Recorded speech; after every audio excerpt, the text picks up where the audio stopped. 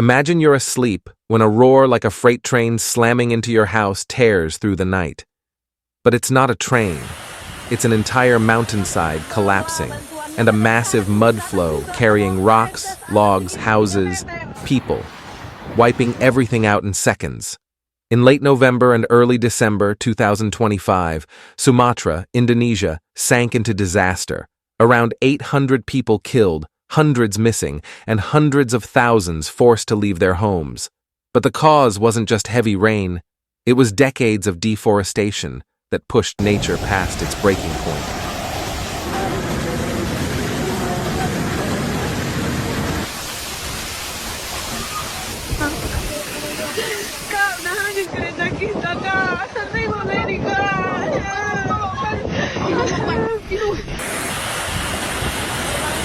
Tolonglah bantuannya, sampai sekarang belum datang juga. Tengok air das atas tinggi 3 meter. Monsoon rains were already heavy, but when a rare tropical storm called Senyar formed offshore, it dragged bands of extreme rainfall straight into Aceh, North Sumatra, and West Sumatra. Some areas recorded more than 40 centimeters of rain in just 24 hours, and the rain didn't stop for days. Rivers swelled, forest soils became fully saturated, hills started to crack. At night, people heard a long, low roar like a giant engine. A few seconds later, a huge section of mountain broke off and hurtled down into the valley at terrifying speed. A school in North Sumatra was wiped out in an instant. In Birauen, an Islamic boarding school collapsed into a river and was swept away by the raging current. The floodwaters carried away cars, motorcycles, bridges. Everything was erased from the ground. No one had time to run. No one had time to process what was happening. This was no longer just seasonal heavy rain. This was flash floods, landslides, and extreme rainfall all hitting at once, a stacked mega disaster. More than 570,000 people were forced to leave their homes. But evacuation sounds neat on paper. In reality, it was chaos, fear, and countless painful decisions. Many families had only minutes once water began creeping into their yards and suddenly rose to waist height. They had to choose, grab documents, money, belongings, or pick up their children and run.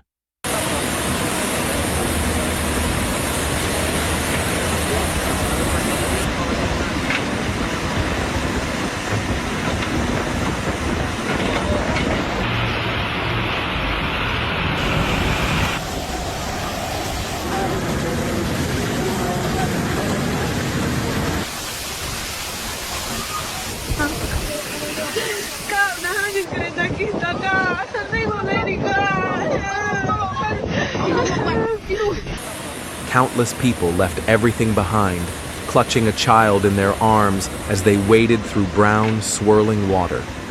In Banda Aceh, streets that were once crowded fell almost completely silent except for the sound of water. The power went out, houses went dark. Cell service dropped. People in safer areas couldn't contact loved ones trapped in flooded zones. Many could only open old videos on their phones, stare at the faces of family members, and ask themselves, where are they now? Are they still alive? In rural areas, things were even more suffocating. Entire villages were surrounded by water on all sides. The only access road, a small concrete lane, had been destroyed by landslides. From above, you could see tiny bright patches of rooftops in the middle of a vast brown lake of floodwater and mud. In some places, people had to lash together doors, tables, even styrofoam boxes into makeshift rafts, tie the elderly and small children to trees or pillars to keep them from being swept away, paint or smear emergency SOS signs on their roofs with paint or charcoal temporary shelters. Schools, mosques, community halls became crowded emergency dormitories. A classroom that normally holds 30 students was suddenly crammed with 80 to 100 people. Whole families slept on a single thin mat. Children cried from hunger, exhaustion, and shock. Many elderly people lay silently, saying nothing, eyes fixed on the ceiling. The few toilets quickly became overwhelmed. Clean water was more precious than gold. Many had to use rainwater collected from roofs, or slightly brackish water boiled as a last resort, even though they knew it wasn't safe. Outside, aid trucks struggled with sinking roads, thick mud, and weakened bridges.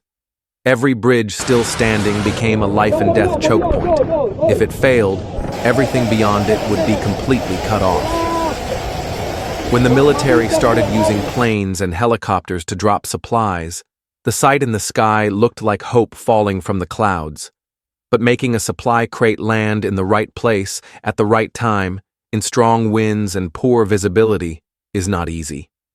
In some places, kids and adults rushed toward a single carton of instant noodles or a box of water because they had no idea when the next drop would come. In others, the supplies landed a few hundred meters away, but the current was so strong that no one dared to swim for them.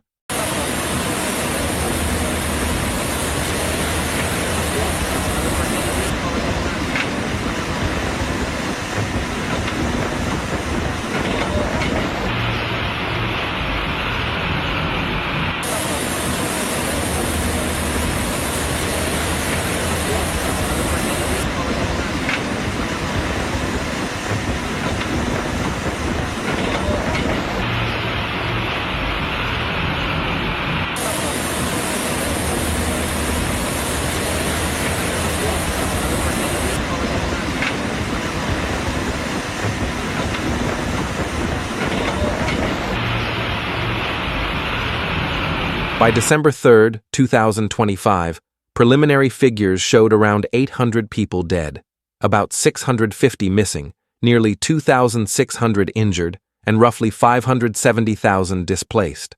More than 3,600 houses were completely destroyed, not counting schools, bridges, roads, and the rice fields and cropland that once fed entire communities. For hundreds of thousands of people, life wasn't just disrupted, it was torn apart at the roots. Then came a detail that shocked the entire country. Along the coast near Padang, people found hundreds of large logs washed ashore, jammed together, piled in layers. Many had clean saw marks, smooth, straight cuts. These weren't random trees uprooted by the storm. They were a clear sign of large-scale logging upstream. A painful question appeared immediately. Who cut down those forests? And who is paying the price today?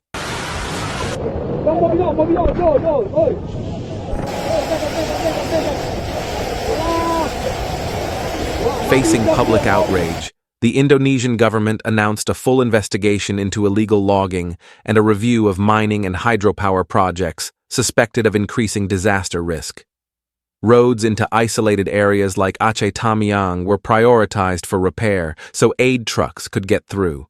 The Air Force was deployed to drop supplies into areas cut off by road. The Ministry of Social Affairs helped distribute tents, blankets, food, and medicine to people in shelters. President Prabowo publicly stated that Indonesia must end deforestation if it wants to avoid seeing disasters like this again. But the public is still asking, once the water recedes and media coverage fades, will these promises actually be fulfilled or quietly forgotten? The Sumatra disaster isn't just a set of numbers in a news report. It's children who lost their parents, families who lost their homes, villages that vanished from the map overnight. But it's also a razor-sharp warning. Disasters are not always natural. Very often, they're the direct result of how we treat forests and land. Climate change makes storms stronger and rain heavier, but deforestation decides how many people will pay with their lives.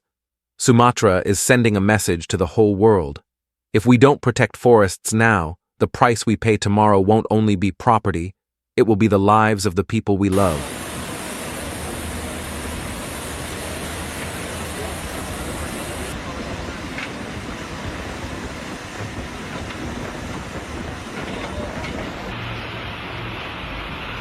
If you believe stories like this need to be told to wake people up, please like this video so the message can reach more people. Subscribe to follow future deep dives into extreme weather disasters around the world. Turn on notifications so you don't miss any new uploads.